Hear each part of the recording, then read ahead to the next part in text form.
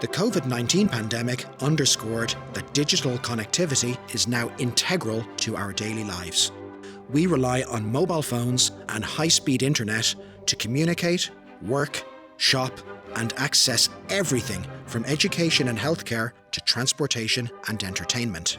Tim Höttges, CEO of Deutsche Telekom, has orchestrated his company's transformation during what is arguably the most disruptive and dynamic period ever. Although the company's roots are in Germany, it has grown to become one of the world's leading telcos, with operations in 50 countries and through its strategic control of T-Mobile in the United States.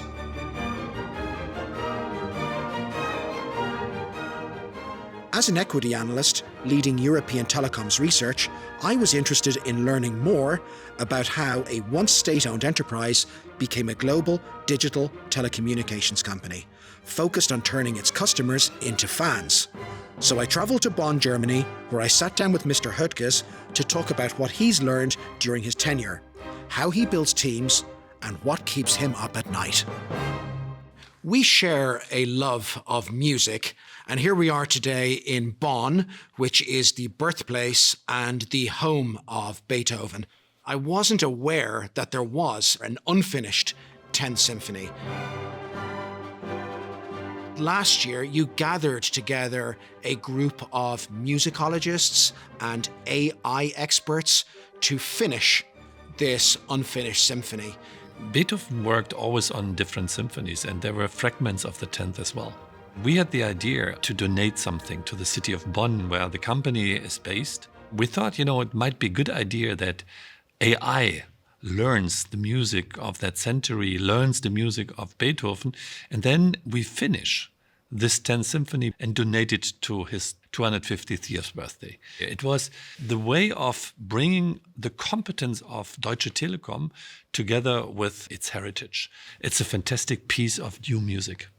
Part of your strategy is to convert your customers into fans of Deutsche Telekom. This is quite a different scenario to what I have seen in the past, where I believe a lot of telco customers have been somewhat frustrated with their telco providers here in Europe. Do you believe that things have changed? The first part of our strategy was to say the base of telco is connectivity. And wherever we provide connectivity, it should be the best. Our claim is we won't stop until everyone is connected. In the past, most of the telcos only think in their stack. Here's my network, this covers a certain area, and here you can buy my product. We think if we don't have coverage in a certain area and we cannot build it there, we rent it. The network is for us the most important. The second phase of our strategy was, is our portfolio set in the right way? And now the third phase is very much about polishing it and digitizing everything what we do. Customer personalization comes from our digitization. Make customers to fans. And how we did that? Complaint avoidance. Because the moment where customers are not complaining, you already make a step up. We have reduced our complaints by almost 70%, 70. And that is coming from products, it's coming from the technology, IP networks, it's coming from the way we simplify and our billing tools and so forth. Don't measure a call center only by its productivity. Call handling times is the worst you can do. It is the first call resolution which you have to drive. So if a customer has a problem, solve it immediately. How instrumental has the acquisition and integration of T-Mobile USA been as part of the Telecom story? The US is the most relevant piece of Deutsche Telekom's whole equity story and as well of our business purpose. And by the way, if you see the T, you see two dots. The one dot stands for our European leadership and the other T stands for the US. We are the provider for connectivity in the Western world. Now, the US was a difficult piece because the moment I started at Deutsche Telekom, my shareholder said, by the way, Tim, sell it. We have no chance to succeed against AT&T and Verizon. Bifurcated market-dominant players in this environment, and you have no chance to win. No economies of scales, no way that you win. And I looked at it with my team and we said, the US market is the best telecommunication market in the world. It's a long journey. We merged our business, Metro PCS, made the company an IPO. We then, bought Spectrum in big scale. We merged our business with Sprint. We have more capacity than AT&T and Verizon. We have the best customer perception because we always had this Un-carrier mentality. We are growing since 40 quarters in a row in this market, and we are already number 2 from a customer base perspective, and our aim is very clear. We become the number 1 in the US, as in all markets where we are operating. And the whole story was very creative for shareholders. When we started, the company was worth $30 billion. Today, the company is worth $166 billion. And Deutsche Telekom owns 50% of it. It is now 10 years since T-Mobile USA launched its first Un-carrier initiative. And if I look at Un-carrier 1, it was a pretty simple and obvious initiative, which was to separate the airtime from the handset cost. But it clearly was something that resonated very well with the US mobile customer. How has a happier and more satisfied US consumer fed through to the top line and bottom line of Deutsche Telekom? For me, the US is a good example of think through the customer and think the customer always. It's always this kind of, it's not us inventing marketing ideas. It is the customer who's telling us what they need and what they want. Affordability, connectivity everywhere. And for me, it is very important that you're always reliable. We really want to be connecting everywhere. Over the past 8 years, T-Mobile USA shares have risen by 300%, whereas Deutsche Telekom shares have returned 100%, correct, including dividends. What do you believe, Tim, is behind that discrepancy? And what do you believe you and your management team can do to close this performance gap? The reason is the overregulation. Europe is a market with 500 million people, but the antitrust rules are applying for every single market. So it's not that it is perceived like the US, one single market with one legislation. We have a fragmented structure of 27. On top of that, the antitrust rules are very strong. The political leaders, they like very low prices for consumers, and they ask for a lot of investments. So this is something where investors are always a little bit concerned about tapping the European telecom market because they said, overcapacity, a lot of, let's say, competition and very tough regulation. I think this is changing.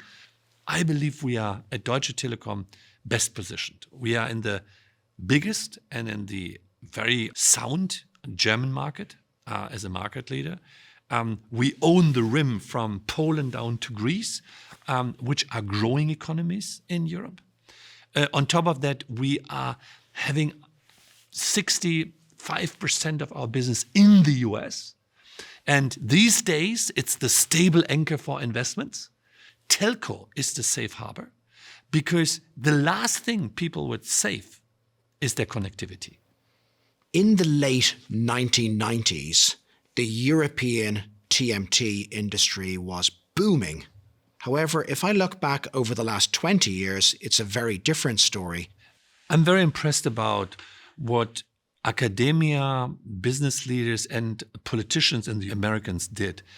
They have learned that they have lost the game in the industrialization.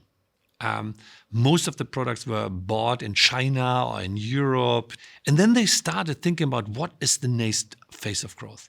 And they identified that the digitization, the cloud infrastructure, and all this is the next wave of growth. And they put an ecosystem around that, which is unbeatable today. And so they created a vibrant ecosystem of software. Europe were very biased on their capabilities on the engineering piece. Now, This brought us in the position that we were suddenly only importing software than rather, building it ourselves. And I have to admit, I still don't see sufficient ambitions, sufficient ideas to catch up in the software environments. We have to bring companies from Microsoft to Google and from even cybersecurity from Israel and other places into the European industries. One of my favorite words in German is Mannschaft, which means team. When you look at building your executive team, what characteristics do you look for? My formula of a good leader is disciplined plus talent times attitude. So it is very important that you have very skilled people. It is very important that people are working hard. But the most important thing, exponentially relevant, is the attitude they are bringing. The attitude of always striving for the best. It is the attitude of being unpolitical. It's very important that we belong to one team and we feel accountable for what we're doing. You always anticipate the worst and you get prepared for the worst. So the moment it's getting better, you are surprised how good it went. The moment I do a big deal, I'm already thinking about the next problem I have to solve. If an organization is constantly striving for transformation, doing it better, then we are always, moving forward. The color magenta is everywhere here in Bonn.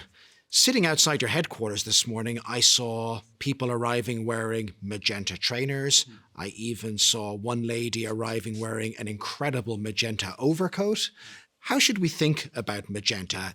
The Telecom brand is the second most valuable brand of Germany. Mercedes is still number one, but other companies like Adidas, Volkswagen, and whatever, they're behind us. In times of uncertainty, strong brands are the ones which are mattering most for consumers.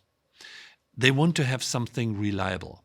And this is what we are trying to build around our T: trust, innovation, simplicity, and on top of that, the connectivity, which is so relevant for our societies these days. And we're doing this very consequently all our markets. The brand is an incremental part of our success. And therefore, we're wearing it. We're showing it. Tim, you are the Chief Executive Officer of Deutsche Telekom. It sounds like you might assume the role of Chief Paranoia Officer occasionally. What, if anything, keeps you awake at night? So my concerns are very much about the company. The first and almost most important question is the next generation leaders. They need different skills than my existing company. And we have to build an ecosystem that I'm hiring now the people with the talents we need in 5 years from now. We need more nerds, more software people, more technologists who will run the company in the future. The second thing, being great in connectivity helps, but connectivity has the risk of commoditization. So you have to build something on top of that, which is generating value for customers. And on top of that, there are a lot of new players arising in our ecosystem with the risk of substituting our businesses. They're bundling the last mile connectivity, put a software layer on top of that, and selling this to global customers. My very last question, Tim, is on extracurricular activities. You are a very, very keen sports person. You have a lot of pressure in what you're doing in your job. You have to balance it out. And for me, sport is the way of balancing out. When I play a round of golf, I care about this small white ball for 3.5 hours, and I forget everything else. Everybody should find his personal satisfaction in a balance of work and life. Tim, thank you very much. Thank you.